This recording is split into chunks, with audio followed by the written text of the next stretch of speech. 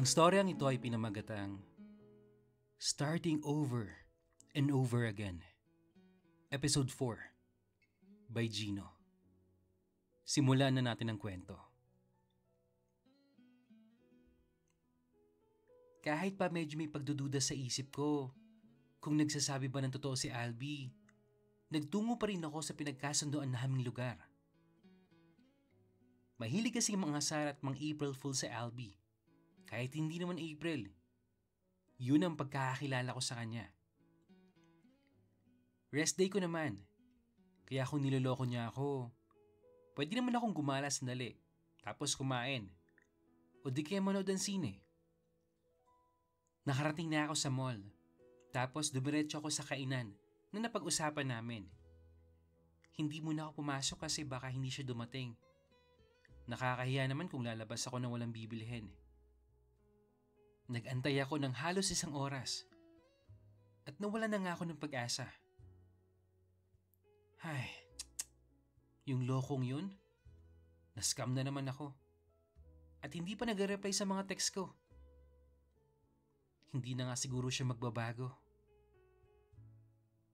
Aaminin ko, may kirot akong nararamdaman sa puso ko. Umasa kasi ako eh. Para na akong baliw na nagsasalita mag-isa sa labas. Kaya minabuti ko na lamang na umalis. Nang biglang may humawak sa kamay ko at may bumulong. Sinong hindi magbabago ha? Napalitan ng saya ang kirot sa puso ko. Dahil kilala ko yung boses na yun. Boses ni Albie yun. Nang magkaharap kami, hindi na ako nakapagsalita. Si Albie nga. Niyakap niya ako ng mahigpit. Kahit pa madaming tao ang palakad-lakad sa paligid. Namiss kita, Gino. Kahit kailanman, hindi kita kinalimutan. May mga 1 minuto din ang pagyakapan namin. At napansin kong habang nakayakap siya sa akin, pinupunasan niya ang kanyang mga mata. Lumuluha yata. Ilang sandali pa, bumitaw siya sa pagkakayakap sa akin. At nagkatinginan kaming dalawa.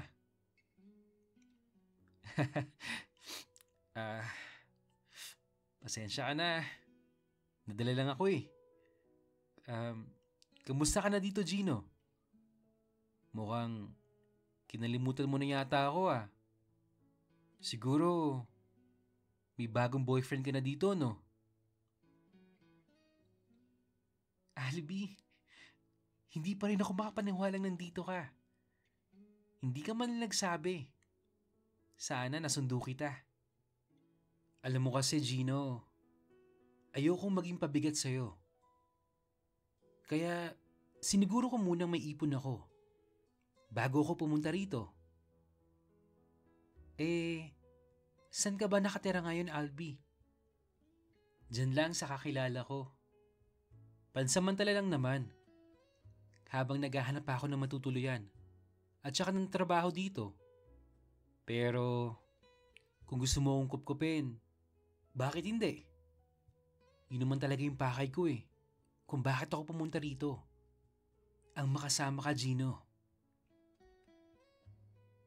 May nag-iba sa pananalita ni Albie. Napansin ko yon. Hindi na katulad noon na walang ibang laman ng bibig kundi ang pangungutya at pangaasar sa kapwa. Nag-mature na siya kumbaga. Baka nga may nangyari sa kanya nagpabago ng pagkatao niya. Noong mga panahon na iniwan ko siya sa amin.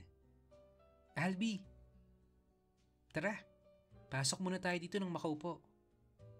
Para makapag-usap na rin tayo ng maayos. Gutom na rin ako eh. Ang tagal mo kasi. Sorry na, Gino. Nag-commute lang kasi ako eh. Nagtitipid. Alam mo na. At saka, para na rin matutunan ko ang mga pasikot-sikot dito. Nag-order kami ng pagkain at mainom. Pagkatapos, nagtitigan kami at nakipagpakiramdaman sa isa't isa. Parehas kami biglang hindi makapagsalita ng diretsyo. Para bang may kung anong puwersang pumipigil sa mga bibig namin na napakabigat. Si Albi na ang pumutol sa mahaba at napaka-awkward na katahimikan. Hinawakan niya ang kamay ko at tumingin sa mga mata ko.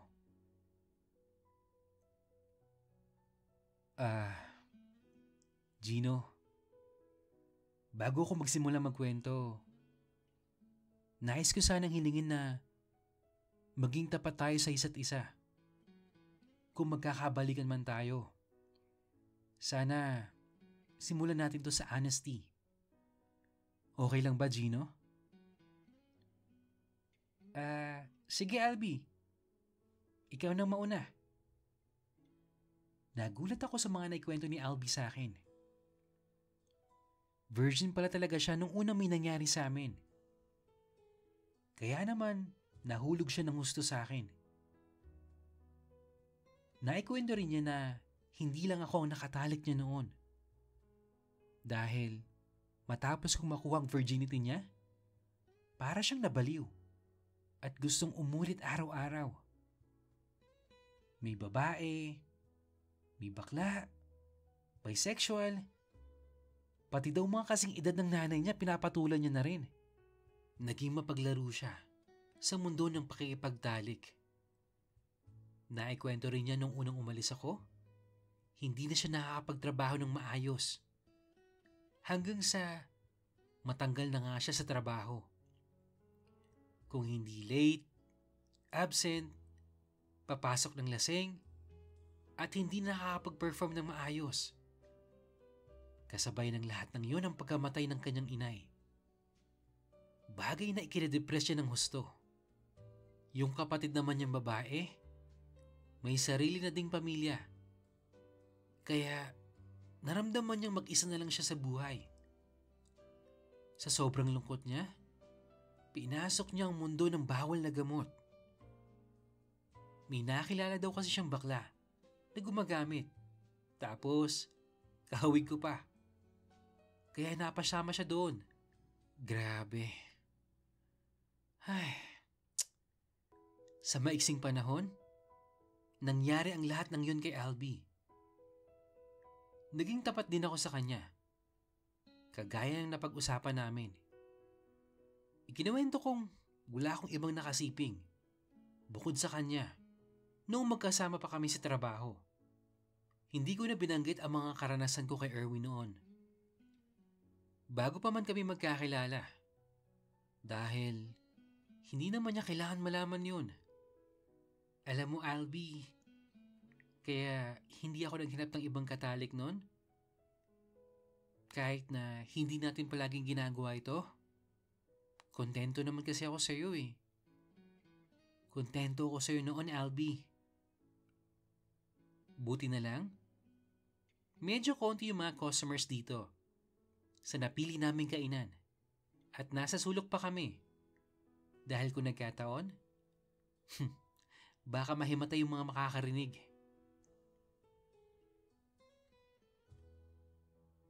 Pero Albi, hindi naman kita masisisi kung naghanap ka ng iba eh. Partly, kasalanan ko din. Sorry. As in, sorry talaga Albi. Pinagpatuloy ko ang kwento ko sa kanya hanggang sa mabanggit ko si Daryl. Loko yun ah.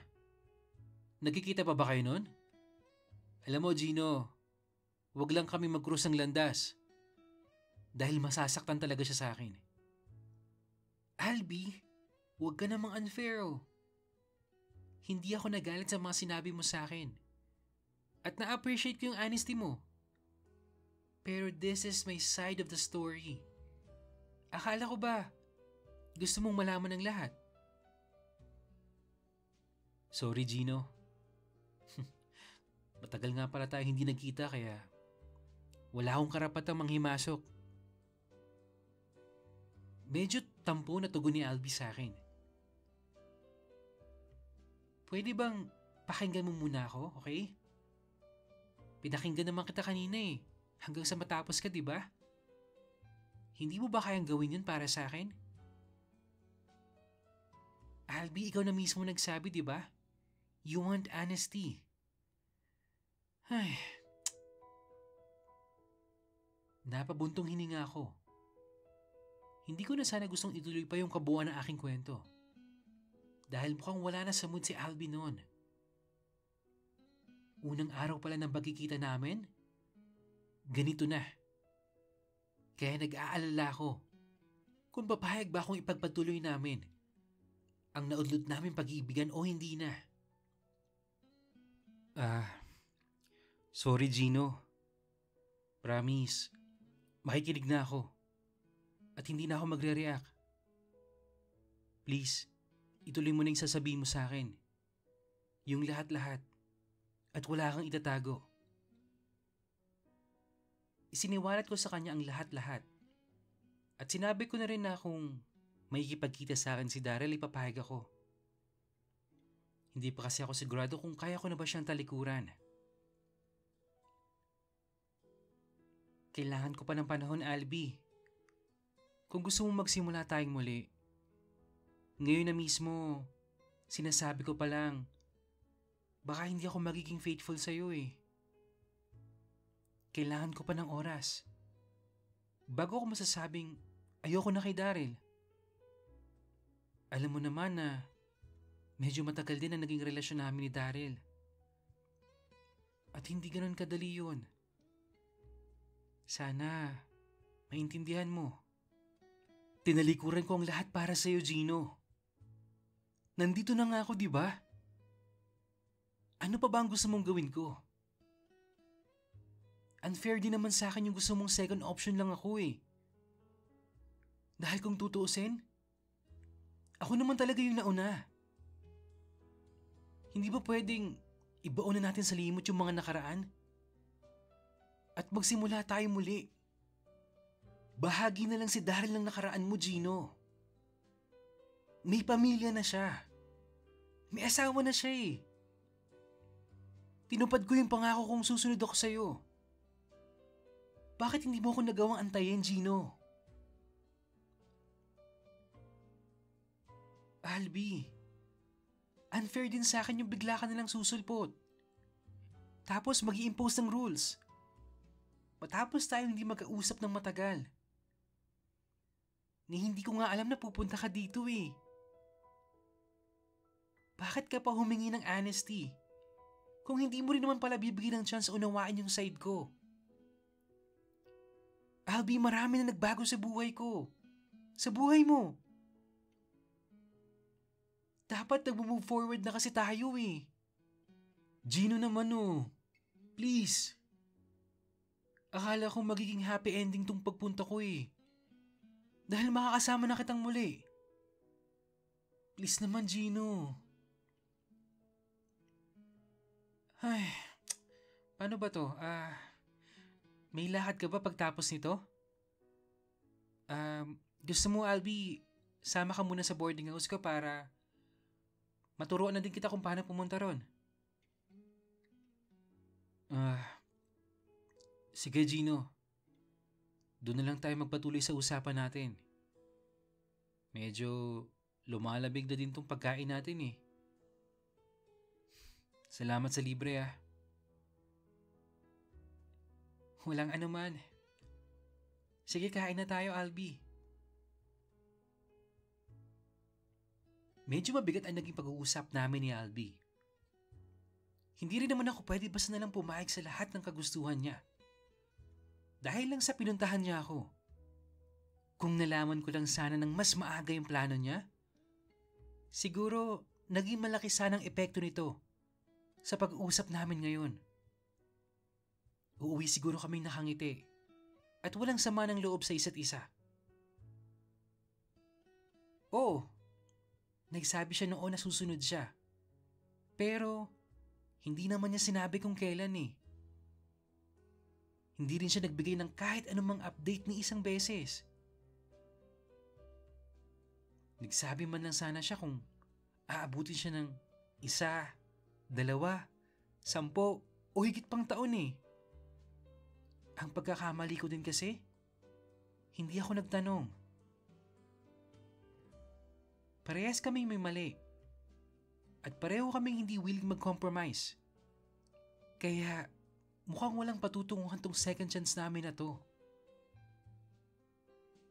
Nakarating kami ni Albie sa boarding house na parehong tikom ang mga bibig. Sa loob ng taxi kanina, wala din kaming kibuan. Para tuloy kami mga ninja na maingat na hindi makagawa ng anumang tunog dahil baka kami masyurikan ng mga kontrabida sa palabas. Albie, patawad. Valid yung point mo. Alam kong hindi biro yung desisyon mo na makipagsapalaran dito. Sorry din, Gino. Kilala mo naman ako eh. I'm stubborn. Sometimes. Ha? Anong sometimes? Albie, sa pagkakaalala ko, stubborn ka. All the time. Noon yun, Gino. Nagbago na ako. Totoo pala na experience is the best teacher, no? Tama ka, Albie. Totoo yan sinasabi mo. Gusto mo ba ng tubig? Kape? Ikaw ang gusto ko, Gino. Ikaw lang. Namiss kita ng sobra. Alam mo, gusto na nga kitang hubaran eh. Yan. Yan yung Albie na nakilala ko eh. Pilyo. Mas bagay sa'yo yan. Alam mo, Albie, hindi pa siguro ako sanay sa version mo na to, no? Itong masyadong gloomy at medyo seryoso. Nilapitan ako ni Albie at niyakap sa likod habang inaamoy-amoy at hinahalik-halikan ng batok ko. Pagkatapos, pinisil-pisil ng dalawang kamay niya ang aking dibdib at medyo napahalinghing ako ng mahina. Okay, so happy Tuesday night everyone! Hanggang dito muna guys, no, mag-upload tayo ulit bukas para sa episode 4 ng Starting Over and Over Again. Yes! At sa mga nagustuhan po yung story ni Rob at ni Sargento Cardenas, ang story na Ang Kaibigan Kong Sargento, maraming salamat po sa suporta nyo. Don't worry guys, i-re-upload po natin yung iba pang old stories from our old channel. Pero kailangan ko po kasing i-edit yung ibang parts para naman hindi tayo mapagalitan ni YouTube, no? Maraming salamat din po sa mga nag-subscribe sa atin, no? At saka konting favor lang guys, palike din po ng mga uploads natin para mas marami pa tayong tao na ma-reach yung mga taong gustong makinig sa channel natin. At syempre, don't skip the ads guys ha. Tulong nyo lang sa akin. Sa mga gusto pang mag-share ng personal experience nila, email nyo lang yan sa imrensantiago@gmail.com. At kung hindi ka pa nakapag-subscribe, please do so. Click ang like, mag-comment, i-hit ang notification bell para updated ka sa mga news stories natin. Yun lang at maraming salamat po sa patuloy na pakikinig. Hanggang sa muli.